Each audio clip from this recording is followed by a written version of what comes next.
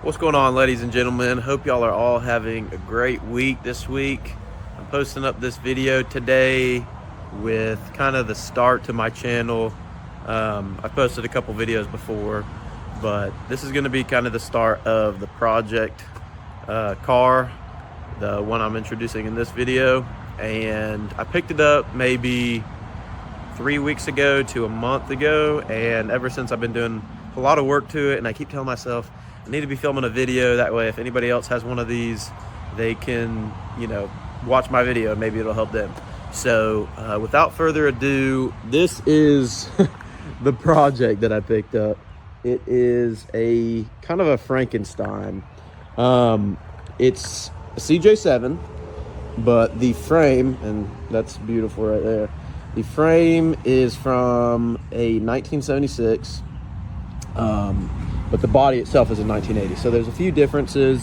For anybody that knows CJs, 1976 and 1977 were kind of an odd year. 76 had kind of half boxed frame and half C-channel, open frame, and they also had some different, cross members and stuff. The frame was just a little different. For the most part, the bodies all stayed pretty much the same.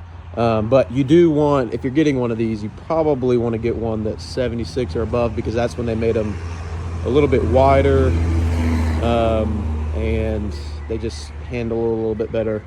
I decided to get a CJ7 because I wanted the extra wheelbase. As you can see, it's a little bit longer than a CJ5. And you can see it's got a manual there. Had to have that. But I just saw this pop up on Marketplace, and I had to have it. Needs new tires. It's got some like 32s on it. It's got side pipes, headers. It's got the original 304 in it. Excuse all of this. This is ongoing project. The guy who had this before me put a new wiring harness in it, and I've been chasing a lot of electrical issues since, but I have fixed and replaced a ton of things, and now I'm going to be filming the rest of it because it seems like it's always something. Like I said, 304 factory. It's got some different valve covers.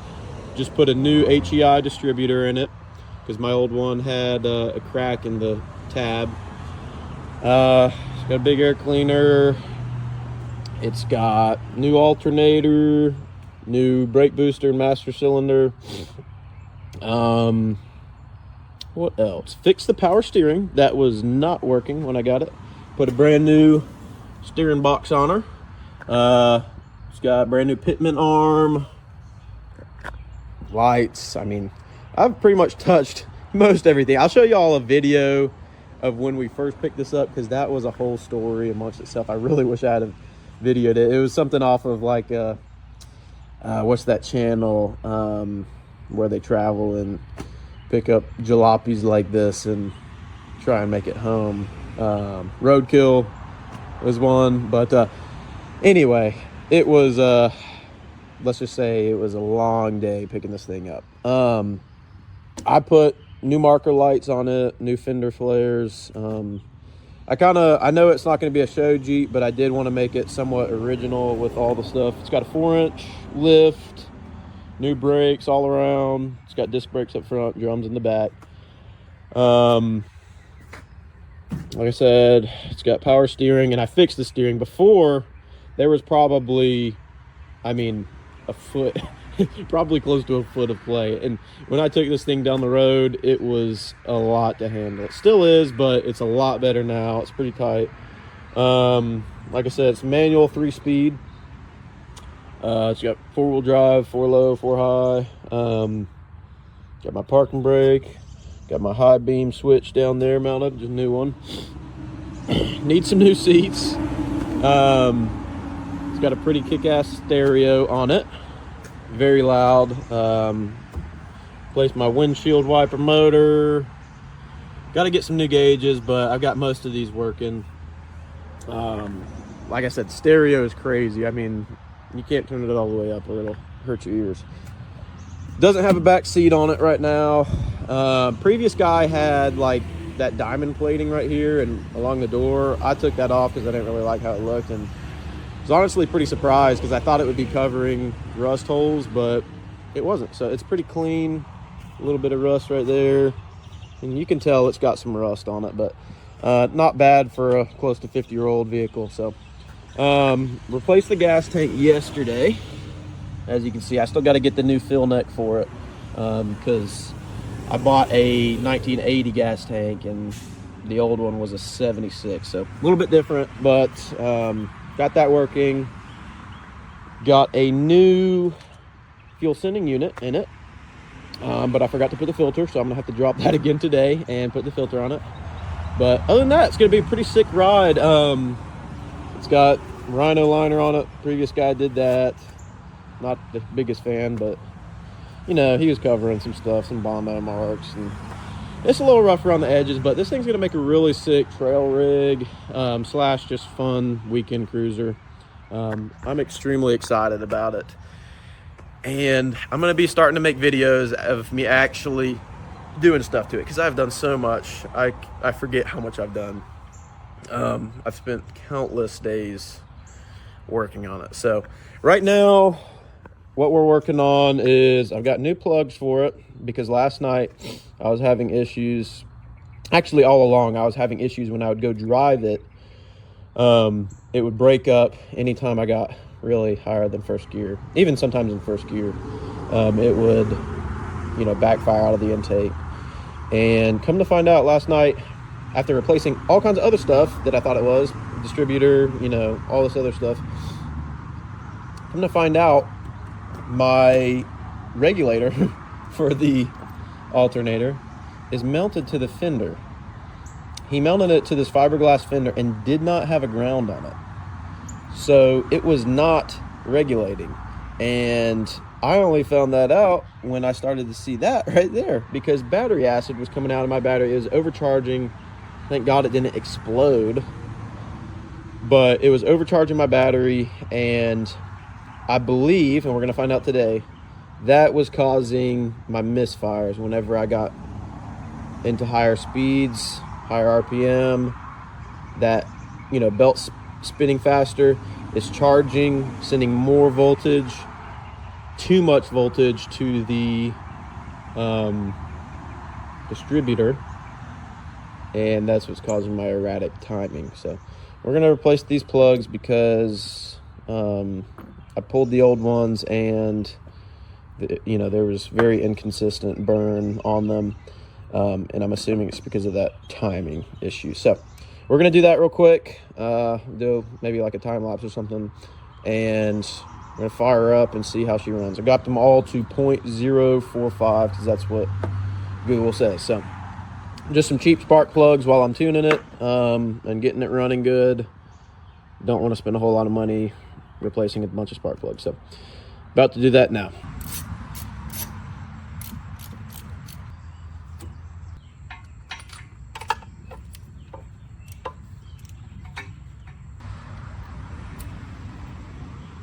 All right, so I got the new plugs in this side. Here's the old ones. As you can see, there's quite a variation. This one looks like it's definitely fouled. And I'm guessing it's because they weren't getting even spark because of the voltage issue. So new plugs are in. We're gonna do the other side and then fire her up and see how she runs. All right, we're about to fire her up real quick. Fuel pump. All right, here we go. Right up.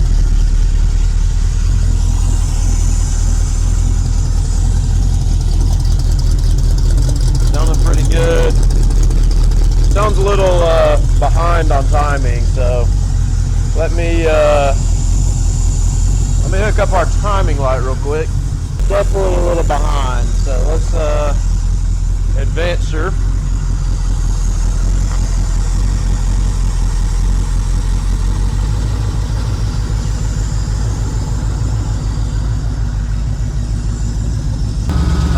see we're in the green now.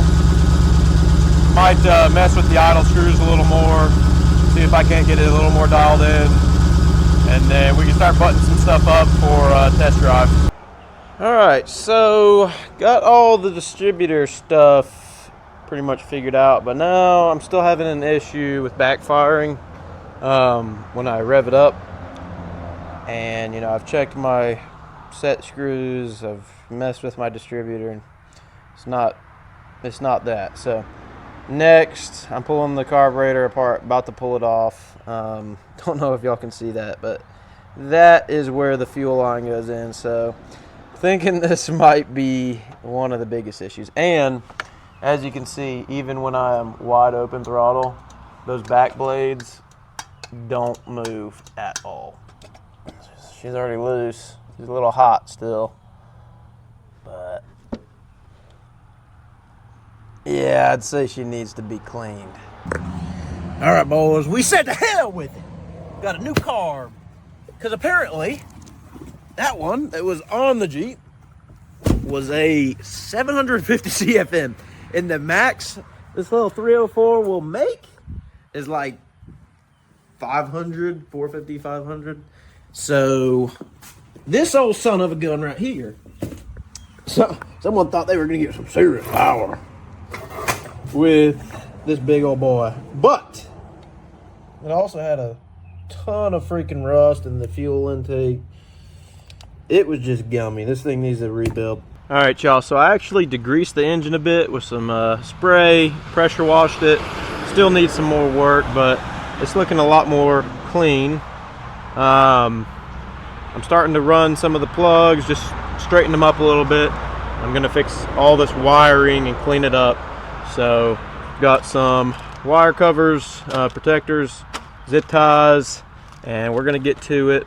And then, as I said before, I'm gonna put the steering stabilizer on. Still getting a leak out of this even after tightening the hoses, so I think maybe the actual housing might have a crack or something in it. So probably have to replace that eventually, but it's not that bad. I'll just put a bucket under her. So we will get to cleaning this up, making her look a little pretty. Let's get it. All right, y'all, so it's a few days later. I apologize. The weather has been awful ever since that last clip. I did manage to drive this thing to town and back, like 50-mile round trip, and it rode great. The only thing, I did lose my power steering belt. So I lost power steering for a little bit, which is fine. I actually kind of like how it drives without the power steering. And I don't know if I showed y'all, I did install the steering stabilizer here. So didn't notice a huge difference with that, but I'll just leave it on. Power steering pump leaking, so got to replace that. Also gonna get a brace for my gearbox, because when I turn the steering wheel, this whole thing just kind of shifts, and I think that's what's giving me a little play in my steering, as well as the bolts that hold on the leaf springs. So I think they're just old, don't have a whole lot of threads on them. Other than that, future plans, bigger wheels and tires. Well, bigger tires. Probably stick with the same size wheels, but just some different ones. I'm thinking like black barrel with bronze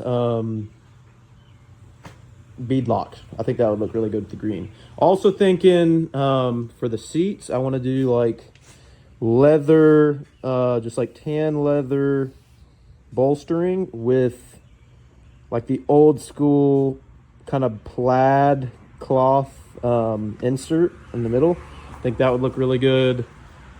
Obviously got to button some other stuff up. Need a new oil pressure sending unit and maybe the gauge, because the whole story with it getting too much voltage basically fried it. Got to clean up the wiring up under the dash and get a dash pad and install the glove box. But for the most part, it's coming together pretty good for, you know, only having it for a couple weeks. Done a lot of work to it. I cleaned up all the wiring under here. I don't know if I showed that in the last clip. So cleaned it up in here, no loose wires all over the place. This is still kind of looks like a mess, but it's a lot better than it was. Straightened up all the wires that were on this rail here, and it just looks a lot cleaner, so I'm liking that. Let's see, what else? I think that's about it for now. Got a rear main seal to put in it. It's a 2-piece, so I don't have to drop the trans, which is nice. And other than that, it's just, button some things up. I got to get a little soft top for it, like a bikini top. And other than that, I mean, she rips. She's a lot of fun. I drove it to town, and like everybody turns around and looks at this thing, because you don't see a whole lot of V8 Jeeps and you don't see a whole lot of old CJs. So it's a real head turner. Even though it's not a show Jeep or anything, it's still a lot of fun to drive. My dad got an opportunity to drive it. He had a Golden Eagle back in the day, CJ5, and so now he's going to get one, I think. And all in all, it's just been a really fun process. Got a lot of plans in the future, like this winter. I'm hoping to do a 360 swap and do like a high compression 360, like a 10.5 to 1. Honestly, probably too much power for a Jeep, but it'd be a lot of fun, be really rowdy. And probably eventually do an axle swap. I'd love to do a coil spring swap and do coilovers for struts. And just need to get some trim right here to cover that ugliness and just odds and ends. So I'm going to be making a whole lot of videos, probably with smaller things, not super exciting. I don't really have someone that can help me film, which kind of stinks. Maybe my fiance will help me, but it is difficult to film while I'm working on it, because I just want to work on it and learn, and it's tough to set up a camera. But I'm going to do better about it and really start this channel off right, because I've always wanted to do an automotive YouTube channel, and I think this is the perfect start. Something kind of cool, unique, something that you don't see every day. And yeah, I'm excited, and I'm excited to grow the content and the production,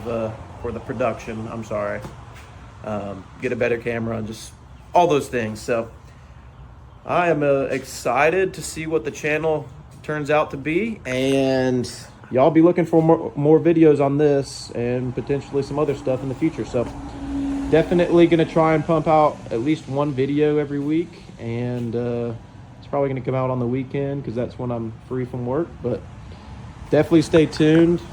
For those of you who watched this video all the way through, I really appreciate it. If you liked it and you want to look forward to some more content like this, definitely subscribe, and I'll see y'all in the next one.